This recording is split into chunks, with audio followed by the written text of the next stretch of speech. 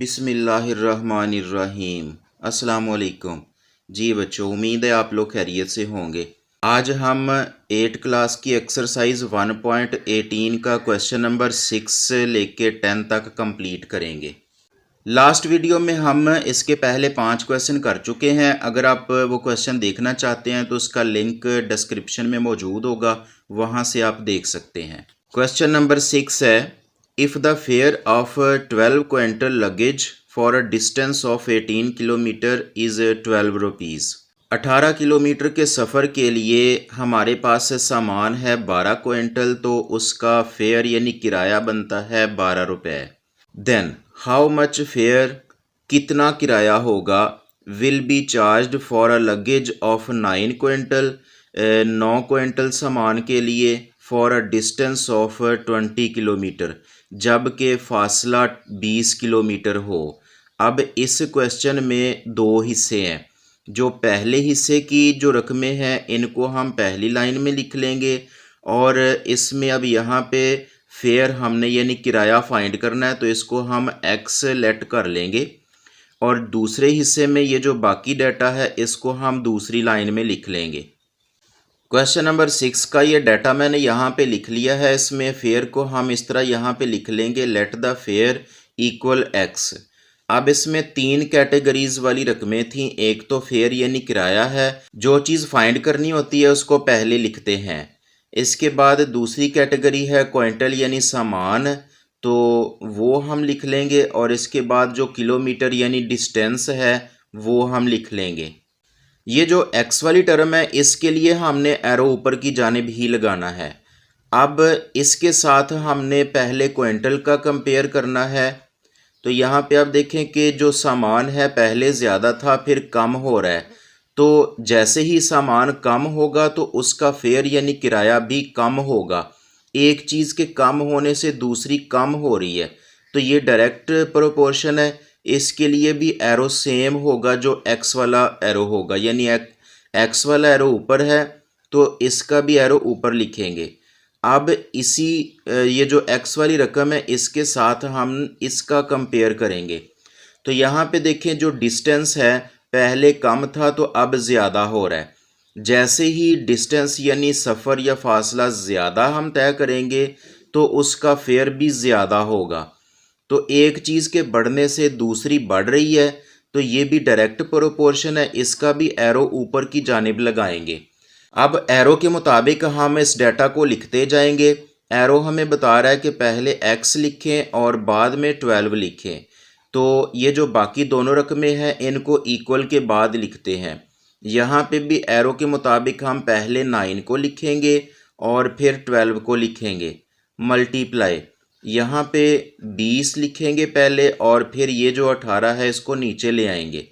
यहाँ पे अब ये जो x के साथ 12 डिवाइड हो रहा है इसको हम दूसरी साइड पे ले जाएंगे, तो यहाँ पे x अकेला रह जाएगा। ये जो बाकी रकमें हैं इनको हमने इसी तरह से लिख देना है, और ये 12 यहाँ पे आके मल्टीप्लाई हो जाएगा। अब हम इनकी कैंसिलेशन कर देंगे। यहाँ पे ये 9 जो है ये 18 के साथ कैंसिल हो रहा है। 9 1 द 9, 9 2 ज़ार 18, और ये जो 12 है ये इस 12 के साथ कैंसिल हो जाएगा। यहाँ पे ये जो 2 है इसका टेबल हम 20 के साथ पढ़ लेते हैं। 2 1 द 2, 2 10 द 20। तो यहाँ पे x इक्वल ये सिर्फ 10 रह गया है, इसको हम लिख देंगे। और ये x क्या था, ये हमने फेयर लेट किया था, तो यहाँ पे हम यहाँ पे लिख देंगे so the fare is 10 rupees, ये हम लिख देंगे। क्वेश्चन नंबर 7 है, 14 masons can build a wall of 12 metres high in 12 days. 14 mason है, यानी 14 जो काम करने वाले जो दीवारें बनाते हैं वो 12 दिन में 12 मीटर ऊंची एक दीवार बनाते हैं। अब इसमें भी 3 कैटेगरीज हैं, मेसन्स और जो हाइट ऑफ वॉल है और डेज हैं। हाउ मैनी मेसन्स, कितने कारीगर, will be needed to build a wall of 120 metres 120 metre ऊंची दीवार बनाने के लिए कितने कारीगर यानी मेसन्स हमें दरकार होंगे इन 7 डेज 7 दिन के लिए। तो इसमें भी हम ये जो पहले तरतीब से डाटा आ रहा है इसको हम पहली लाइन में लिख लेंगे और इसमें हमने मेसन्स को लेट करना है। दूसरे हिस्से में जो डाटा आ रहा है इसको हम दूसरी लाइन में लिख लेंगे। मेसन्स को हमने एक्स सेलेक्ट कर लिया है, तो अब इसमें देखें पहले हम जो फाइंड करना है उसको हमने लिखना है, उसके बाद मीटर्स जो हाइट है उसकी वो लिख लेंगे और फिर डेज लिख लेंगे। ये जो पहले तरतीब से डाटा पहली लाइन में लिखा है और जो दूसरे हिस्से में डाटा था उसको दूसरी लाइन में लिख लिया है। अब ये जो एक्स वाली जो टर्म होती है इसका एरो हमेशा ऊपर की जानिब लगाना है। अब इसका हम मीटर्स के साथ कंपेयर करेंगे। तो देखें पहले उसकी जो हाइट है कम थी, बाद में ज़्यादा हो गई। तो जब हाइट ज़्यादा बनानी है तो उसके लिए हमें कारीगर भी ज़्यादा चाहिए। तो ये डायरेक्ट प्रोपोर्शन है, इसका एरो ऊपर की जानिब होगा। यानी डायरेक्ट प्रोपोर्शन के लिए हम एरो जो है वो एक्स वाली टर्म के हिसाब से लगाते हैं। यानी इसका एरो ऊपर है तो डायरेक्ट प्रोपोर्शन का एरो ऊपर हम लगाएंगे। अब हम इस मेसन्स का इसके साथ डेज़ के साथ हम कंपेयर करेंगे। तो यहाँ पे डेज़ पहले ज़्यादा थे अब कम हो रहे हैं।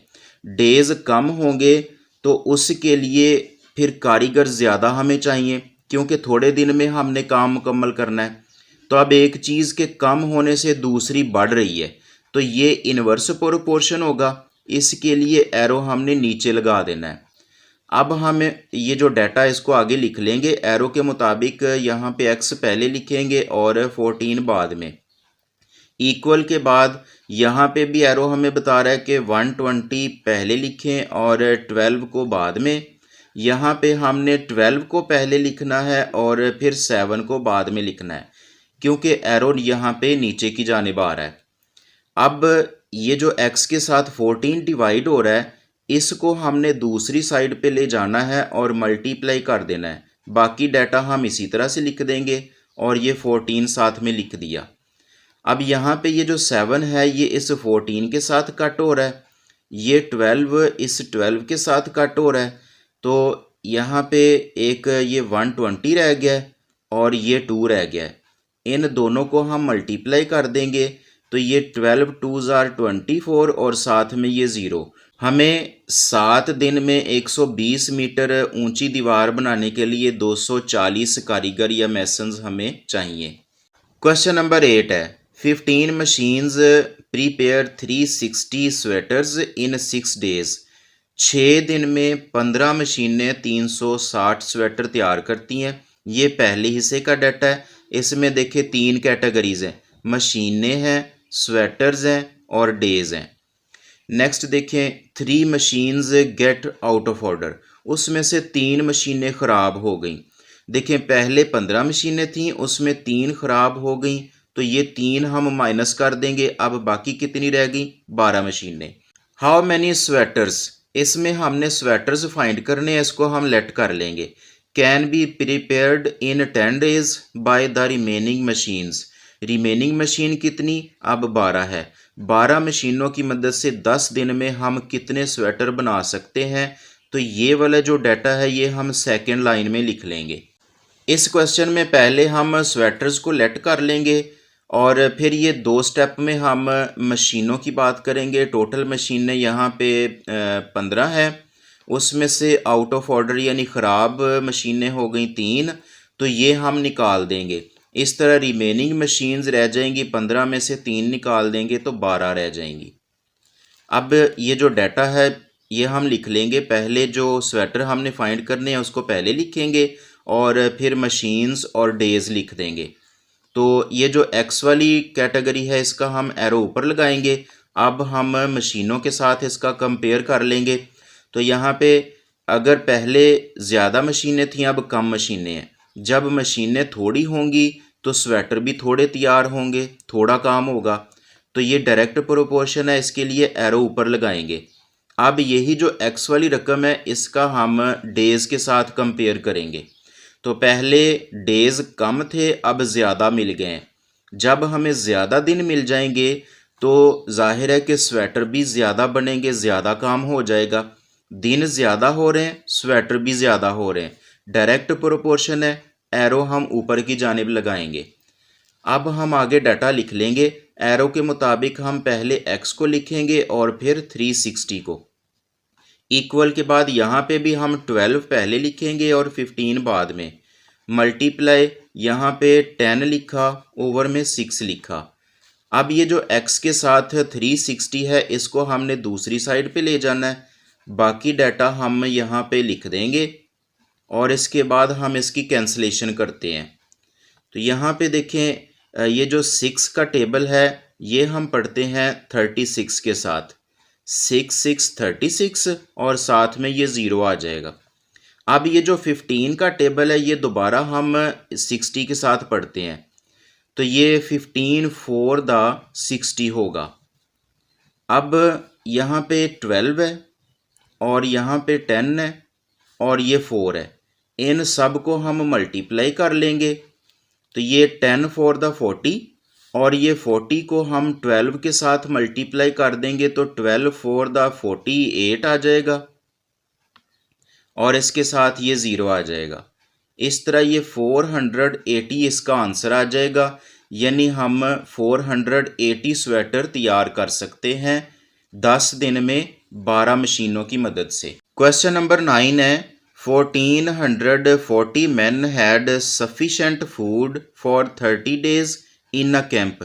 एक कैंप में 1440 लोग हैं और उनके लिए 32 दिन का खाना वहाँ पे मौजूद है। हाउ मैनी मैन, इसमें हमने मैन फाइंड करने हैं, लोग फाइंड करने हैं। May leave the camp so that the same food is sufficient for 40 days when the ration is increased by 1/1/2 times।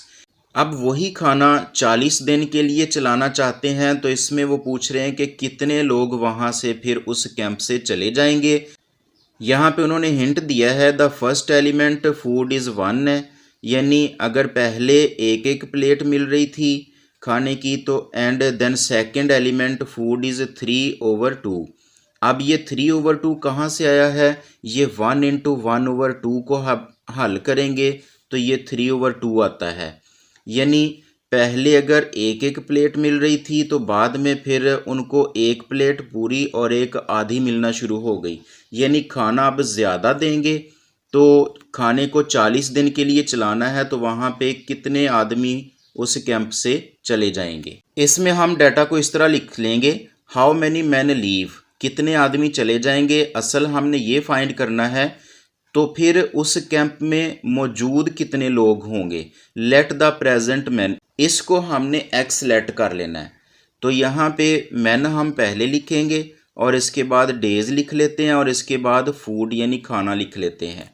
तो ये जो पहला है इसके लिए एरो हम ऊपर की जानिब लगाएंगे। अब ये जो डेज और मैन लोग होते हैं इनके दरमियान हमेशा इन्वर्स प्रोपोर्शन होता है, तो ये एरो हम नीचे लगा लेंगे। अब ये जो लोग हैं इनका हम खाने के साथ कंपेयर करते हैं। तो यहाँ पे देखें, पहले अगर एक प्लेट मिल रही थी, बाद में 1.5 प्लेट यानी एक प्लेट पूरी और एक आधी मिलना शुरू हो गई, यानी एक बंदे को अब खाना ज़्यादा दिया जा रहा है। तो जब एक बंदे को खाना ज़्यादा मिलेगा तो वो थोड़े लोगों को पूरा आएगा, यानी इन्वर्स प्रोपोर्शन है। एक चीज़ बढ़ रही है दूसरी कम हो रही है, तो इसके लिए भी एरो नीचे की जानिब लगाएंगे। अब हम इस डाटा को आगे लिख लेंगे, x/1440 इक्वल, यहाँ पे एरो नीचे आ रहा है तो पहले हम 32 लिखेंगे और इसके बाद 40 मल्टीप्लाई, यहाँ पे 1 लिखेंगे पहले और बटे के नीचे ये 3/2 लिख देंगे। अब अगले स्टेप में हम ये जो 1440 है इसको दूसरी साइड पे ले जाएंगे। ये 32/40 लिखा मल्टीप्लाई। अब यहाँ पे देखिए बटे के नीचे बटे वाली रकम है, तो ये जो लास्ट वाला ये डिनोमिनेटर होता है ये फिर ऊपर जाके मल्टीप्लाई हो जाएगा। ये 2 1 द 2 आ जाएगा और ये नीचे 3 रह जाएगा। मल्टीप्लाई ये 1440 लिख देंगे। अब इसमें ये जो ज़ीरो है ये इस ज़ीरो से कैंसिल हो जाएगा। ये 4 का टेबल हम 32 के साथ पढ़ते हैं, 4 1 द 4, 4 8s are 32, और ये जो 3 का टेबल है ये हम 144 के साथ पढ़ेंगे, 3 4 ज़ार 12, यहाँ से 2 तो ये 24 हो गया, 3 8 ज़ार 24। अब इसमें यहाँ पे 8 है तो ये 2 है, 8 2 ज़ार 16 और इसके बाद ये 48 है। इनको हम मल्टीप्लाई कर लेंगे तो मल्टीप्लाई करने से इसका यहाँ पे आंसर आता है जी 768। ये वो लोग हैं जो उस कैंप में मौजूद हैं। क्वेश्चन में उन्होंने पूछा है कि उस कैंप से कितने लोग चले जाएंगे, तो यहाँ पे हम लिख देंगे हाउ मैनी मैन लीव। तो जो टोटल थे 1440 थे, उसमें अब यहाँ पे 768 मौजूद हैं, तो इनको हम माइनस कर देंगे। माइनस करने से यहाँ पे 672 आ जाएगा।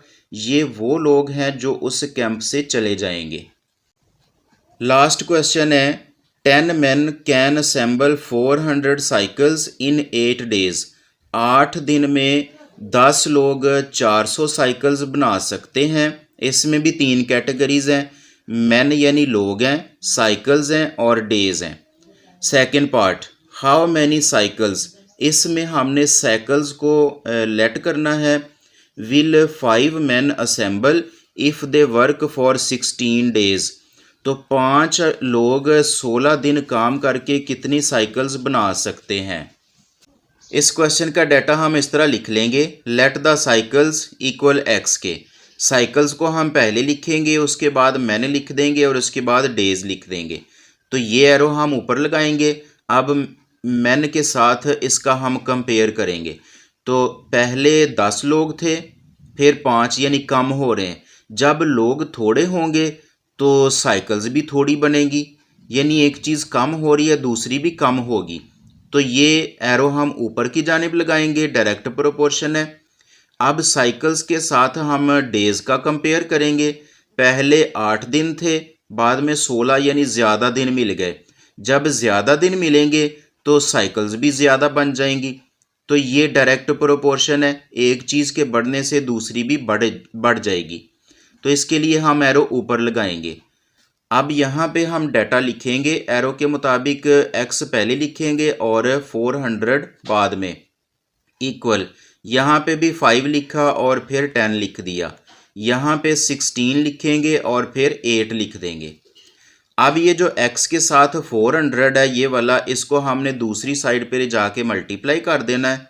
तो ये जो बाकी डाटा है इसको हम लिख लेंगे और ये 400 साथ में लिख दिया। अब इसकी कैंसलेशन करेंगे। ये 8 जो है इसका हम 16 के साथ टेबल पढ़ेंगे तो यहाँ पे 2 आ गया, ये 0 इस 0 से कैंसिल हो गया। तो अब यहाँ पे ये इधर जो 5 है इसको 2 से मल्टीप्लाई किया तो 5 2 द 10 आ गया, और यहाँ से ये जो 40 है तो इनको हम मल्टीप्लाई कर देंगे, ये 400 आ जाएगा। यानी 16 दिन में 5 लोग 400 साइकिल्स तैयार करेंगे। जी बच्चों, उम्मीद है आप लोगों को अच्छे से समझ आ गई होगी। वीडियो को अपने बाकी दोस्तों के साथ शेयर कर दें, लाइक कर दें। मिलते हैं नेक्स्ट वीडियो में, तब तक के लिए अल्लाह हाफिज़।